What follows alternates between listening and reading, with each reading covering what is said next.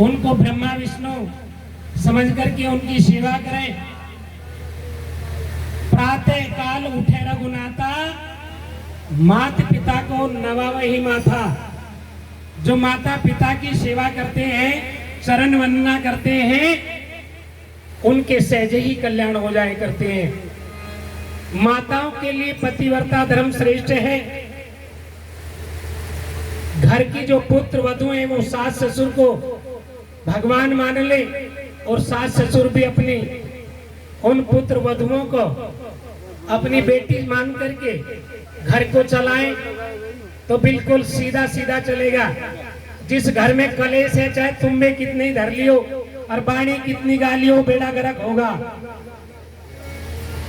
तो घर का कलेश खत्म करिए, यही सत्संग है। Doctor B R. अम्बेडकर जी ने कहा था, उनका निशाना सीधा संसद की तरफ है। शिक्षित बनो, संगठित रहो और संघर्ष करो। बाकी टिप्स और भी हैं, मैं बीच में बता सकता था, लेकिन समय की प्रतिबद्धता है। बहुत जल्दी, नहीं तो एक एक वाणी में एक एक घंटा भी हो जाए मुझे, पर आज नहीं करने का।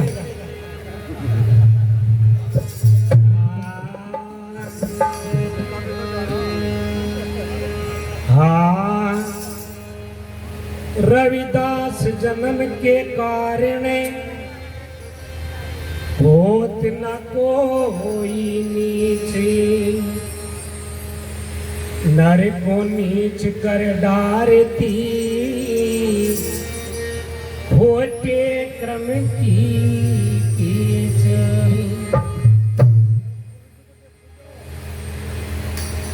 ये नहीं कोई परगना और नीच नहीं कोई गाँव,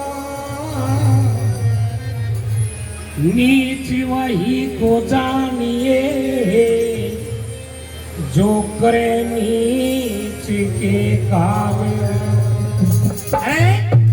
बेशक मैं कितना ही लाल पहन लो, लेकिन यदि मेरी रहनी संतों जैसी नहीं है तो उस पर दाग आ जाएगा। ऐसे ही मेरे गुरु संत श्री सद्गुरु रविदास जी महाराज जूता गाटने का कार्य किया करते थे और ब्राह्मण डेली तिलक चढ़ाया करते थे। पूजा पाठ किया करते थे।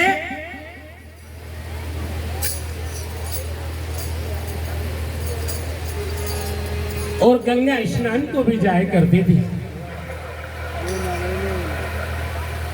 लेकिन गंगा जी कभी नहीं आई।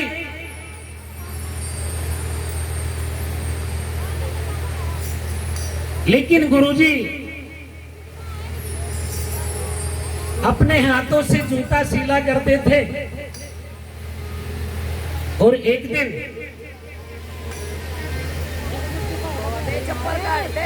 ब्राह्मण कहने लगे,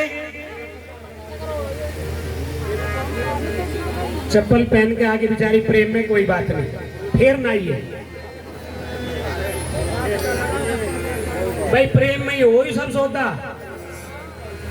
पर मैंने कहूं प्रेम में बैठ जाओ, ये पता नहीं क्यों खड़े, के बात है। एक भाई खड़ा, दो तीन बोबो खड़ी।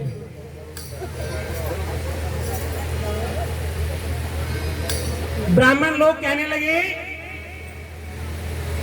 कि हे रविदास जी, चलो गंगा स्नान करने के लिए चलती है। महाराज जी कहने लगे, भाई मेरा तो समय नहीं है, पर मैं तुम्हें ये चौगानी 4-5 कोटी दे रहा, ये माँ गंगे को देना और हाथ फैला के ले तो दे दियो, नहीं तो मेरी वापस ले आइयो। इस मौके की वाणी कहेंगे, सभी प्रेम से सुने। एक वाणी का नंबर है।